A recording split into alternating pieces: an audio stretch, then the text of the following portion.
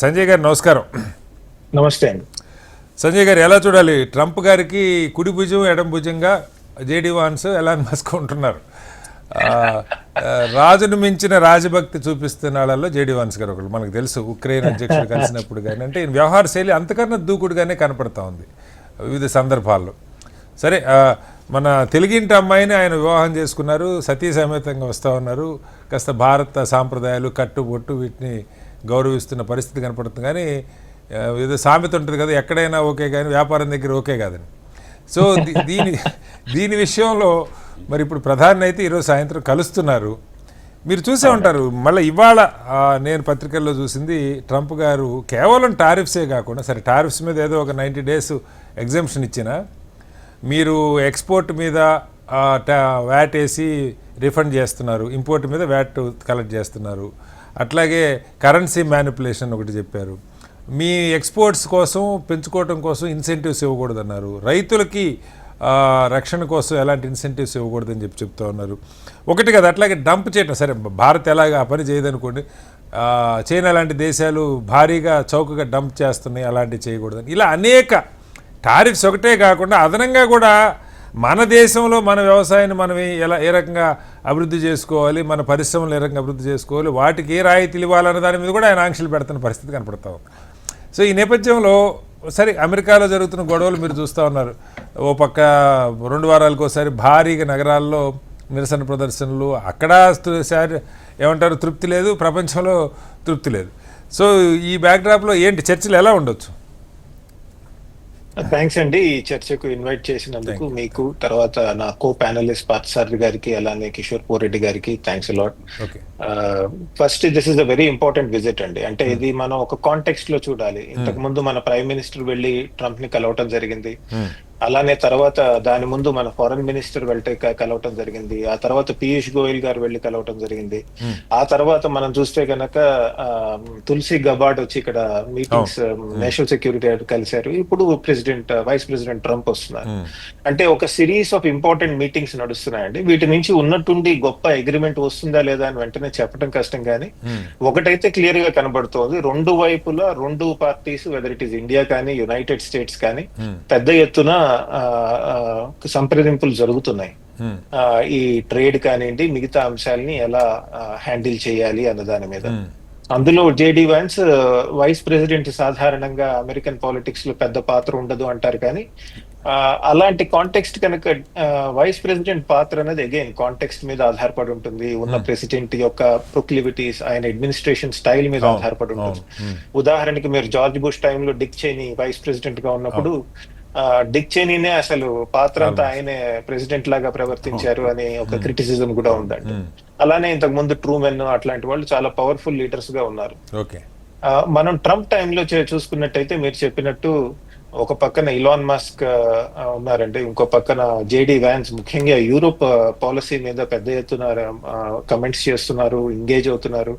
ఇండియాకి వచ్చే ముందు ఫ్రాన్స్, జర్మనీకి వెళ్లారు, తర్వాత గ్రీన్లాండ్ కి వెళ్లారు, మన ఇండియాకి వస్తూ ఇటలీకి వెళ్లి వచ్చారు. సో అంటే ఒక యూరోపియన్ హ్యాండ్, అంటే విత్ ఇన్ అఫ్ కోర్స్ వాళ్ళ secretary for state Marco Rubio ఉన్నారు, కానీ యూరోపియన్స్ ని తలబట్టడానికి జేడీ వాన్స్ ని కూడా వాడటం జరుగుతోంది.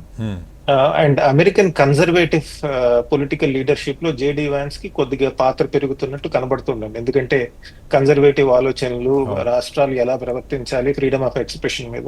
సో అలా చూసుకుంటే కనుక ఫ్యూచర్ ఎమర్జింగ్ లీడర్స్ తో కూడా మనం సత్సంబంధాలు ఏర్పాటు చేసుకోవడంలో ఇది ఒక ఖచ్చితంగా. ఈయన ఇప్పటికే ప్రచారం జరుగుతుంది, ఈయన కాబోయే అధ్యక్షుడు ట్రంప్ తర్వాత అన్న ప్రచారం కూడా ఉంది సార్. కానీ at the same time he's also very young అండి, చాలా యూత్. ఆయన 40 years కి వైస్ ప్రెసిడెంట్ అయిపోయారు దేశానికి. సో ఆయన కనుక జాగ్రత్తగా తన రాజకీయ స్టెప్స్ వేస్తే కనుక చాలా సుదీర్ఘమైన రాజకీయ కెరీర్ ఉంటుంది ఆయనకి. సో అలాంటప్పుడు అలాంటి వాళ్ళతో కూడా మనం సత్సంబంధాలు పెంచుకోవాల్సిన అవసరం ఉంటుందండి. సో బ్రాడ్ గా ఇవన్నీ జరుగుతున్నాయి. అంశాలకు వస్తే కనుక మీరు చెప్పినట్టు ట్రేడ్ మీద చాలా పెద్ద ఎత్తున సంప్రదింపులు జరుగుతున్నాయి, మనకి తెలిసిన విషయమే. బట్ అంటే ట్రంప్ టారిఫ్స్ April 2nd విధించిన తర్వాత నుంచి కనుక మనం చూసినట్టయితే 20 days అవుతుంది దాదాపు. ఆయన అసలు ఇంటర్నేషనల్ ఆర్డర్ ని రీజిక్ చేయాలి, ఎకనామిక్ ఆర్డర్ ని మొత్తం మార్చాలి. ఇదంతా చైనా బాగా లాభ పొందుతోంది అన్నట్టు కనబడుతోందండి, చాలా క్లియర్ గా కనబడుతోంది అది. మీరు చూస్తే కనుక లాస్ట్ వీక్ నుంచి చూస్తే కనుక అసలు clear target China just global trade war లో అన్నట్టు కనబడుతోంది. కేవలం మనతోనే కాదు, మిగతా దేశాలకు వాళ్ళు చెప్తున్నారు కూడా. ఉదాహరణకి సౌత్ ఈస్ట్ ఏషియా ఇలాంటి కంట్రీస్ కి ఏం చెప్పారంటే, కంబోడియా, లావోస్, ఇవన్నీ చిన్న దేశాలు, వీటి మీద మీరు 40% ఎందుకు వేశారు అంటే, చైనీస్ గూడ్స్ అమెరికన్ టారిఫ్స్ ని దాటడానికి కంబోడియా ట్రాన్స్షిప్మెంట్ హబ్ చేస్తున్నారు, అందుకని చేస్తున్నాం అని చెప్పడం జరిగింది. వాల్ స్ట్రీట్ జర్నల్ ఒక రిపోర్ట్ లో చెప్పింది ఏమిటంటే, దాదాపు 70 దేశాలతో అమెరికన్ అఫీషియల్స్ మాట్లాడుతున్నారు చైనీస్ గూడ్స్ ని మీరు ట్రాన్స్షిప్మెంట్ చేయకుండా ఆపాలి అని. అంటే ఎలా అయితే చైనీస్ ప్రిపేర్ అయ్యారో ట్రేడ్ వార్ కి, అమెరికన్స్ కూడా పెద్ద ఎత్తున ట్రేడ్ వార్ కి ప్రిపేర్ అయ్యారు. వాళ్ళు they may have an agreement, కానీ వాళ్ళిద్దరి మధ్య ఈ వాణిజ్య పోరు ప్రత్యక్షంగా పరోక్షంగా కొన్ని సంవత్సరాలు జరుగుతుందండి ఇప్పుడు. ఎందుకంటే చైనా ఒక ఆర్థిక సూపర్ పవర్ గా ఎదుగుతోంది కాబట్టి తలబట్టడానికి అమెరికా రెడీ అవుతుంది. టార్గెట్ చైనా ఏనా లేకపోతే అంటే మొత్తంగా అసలు America first, make America first again ఏదో ఆయన స్లోగన్ ఉంది కదా, అంటే చైనా ఒక్కటే టార్గెట్ అయితే ఒక పద్ధతి సంజయ్ గారు, మొత్తం ప్రపంచాన్ని టార్గెట్ చేసినట్టుగా అనిపించట్లేదా? అదే అండి, ప్రపంచాన్ని టార్గెట్ చేయడం జరిగింది. కానీ ఒకటి మనం గుర్తుపెట్టుకోవాల్సింది ఏంటంటే, ఏషియన్ కంట్రీస్ మీద టారిఫ్స్ ఎక్కువ పడ్డాయి. మీరు చూడండి, వియత్నాం మీద కూడా చాలా వేశారు. వియత్నమీస్ అఫీషియల్స్ వాళ్ళ మినిస్టర్స్ వెళ్ళి మాట్లాడుతున్నారు. ఎందుకు అంటే, ఇండైరెక్ట్ గా మీరు చైనీస్ గూడ్స్ కి పాత్ర పోషిస్తున్నారు అని. ఇవాళ కనుక మీరు చైనీస్ స్టేట్మెంట్, అంటే నిన్న రాత్రి ఇప్పుడు వచ్చింటారు చైనీస్ స్టేట్మెంట్, వేరే దేశాలని చైనీస్ వాళ్ళు కూడా హెచ్చరిస్తున్నారు, మాకు మా వాణిజ్య ఇంట్రెస్ట్ లేదా మా వాణిజ్యానికి మీరు నష్టం కలిగించేట అమెరికాతో ట్రేడ్ ఒప్పందాలు కుదుర్చుకుంటే మేము మీ మీద ప్రతిస్పందిస్తామని బెదిరించడం జరుగుతుంది. అంటే ప్రపంచాన్నంతా టార్గెట్ చేసిన ప్రైమరీ టార్గెట్ చైనా లాగా కనబడుతుందండి. వేచి చూద్దాం. మీరు చెప్పిన అంశాలు తర్వాత